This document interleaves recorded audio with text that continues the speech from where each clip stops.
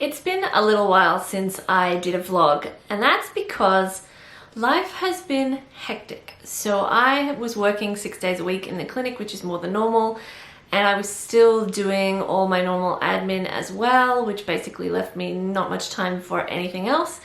I've also had 2 surgeries, and Australia's been on fire. So there has been, because I live in a bushfire zone, a low grade anxiety level that's just been there all the time. I check the Fires Near You app multiple times per day, and Sydney has just been blanketed in smoke. So I'm going to show you a couple of videos throughout this vlog.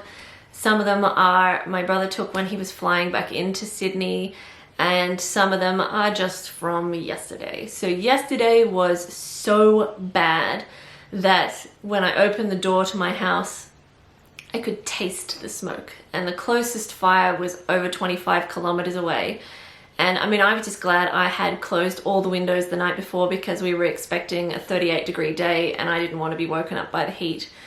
And it was disgusting. Like, the amount of smoke that just blanketed Sydney, you lost the horizon. There were streets that I normally drive up that you can normally see all the way into the city, and it was like someone had taken a brown eraser to the skyline and just rubbed it out.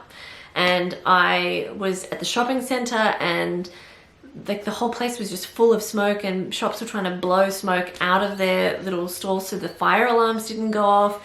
You could taste it inside, because and it's not because the aircon wasn't working, it's because there was so much smoke outside that every time the doors opened to let someone into the shopping center, like plumes of smoke came in. And I said to my mum, oh, it's really bad at Macquarie Park. It's really so much worse than everywhere else. Even though it was so bad that I was driving around like this, because I've never seen it like that before. And she was like, oh, it can't be that bad at Macquarie Park, you know, whatever. And it turned out that Macquarie Park was the worst place in all of Sydney. But in the CBD, you couldn't see one end of the Harbour Bridge from the other. You could not see the Opera House from the other side of the harbour. You just couldn't see it.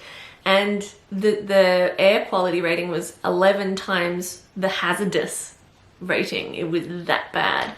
And basically Sydney is surrounded by fires, and it's very hard to see an end in sight, because we're in drought and we're in water restrictions, and everything is so dry.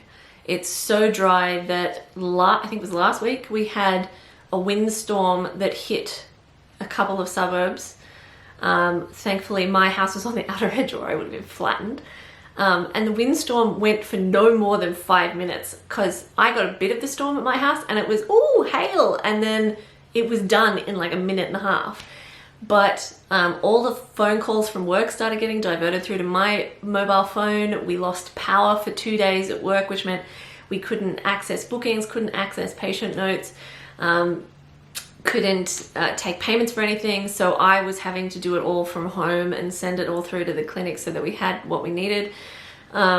It was just hectic, because everything is so dry. The trees they don't have their normal flexibility when the wind blows, and they all just snapped. And people's houses got crushed, train lines got covered in trees. Like, the amount of damage from a 5-minute storm was ridiculous. It was literally like a mini tornado or hurricane. It just gone straight through this small section of Sydney and just decimated it. There were areas where, my friends took photos of their street. It just looked like forest lining the street had just gone and you just couldn't get through. And plenty of places were without power, without hot water, without anything for 4 or 5 days. It was ridiculous. So November's been fun.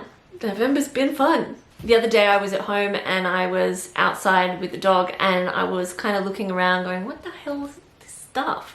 And it was ash falling from the sky, and ash was coating my deck, and the nearest fire on that day was 40 kilometers away.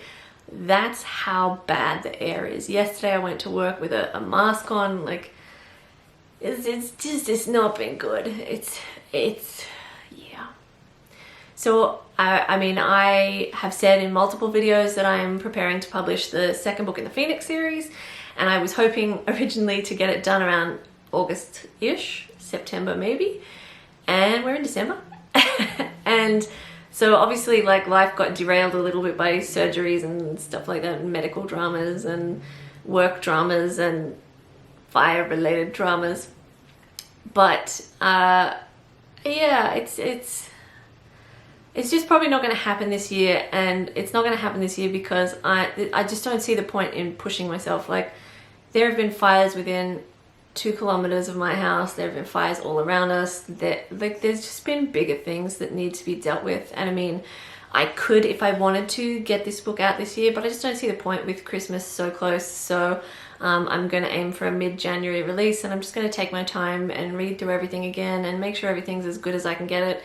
And yeah, I mean, it's been a crazy month, and I mean, I don't see December changing, because if anything, the smoke's just getting worse and worse.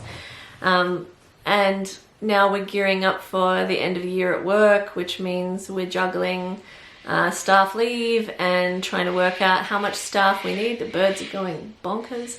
And just trying to, like, get everything ready for 2020. So yeah, so there hasn't really been a lot of writing being done. There's been a little bit of reading being done because I've been listening to audiobooks while I'm doing other things as well, and I've just needed some decompression. So, and I didn't think that writing while recovering from general anesthetics was maybe the best plan in the world, but it might have been entertaining.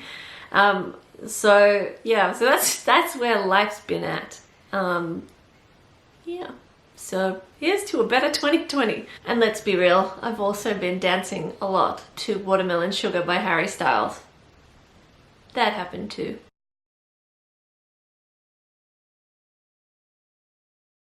I'm not quite sure what's going on with this cockatoo. I've never seen one be so still for so long, to not react to someone being so close, or to fall asleep. If you want to keep up to date with everything, don't forget to check me out on social media. I'm on Instagram and Twitter @PipCoombs, and don't forget to subscribe to this channel.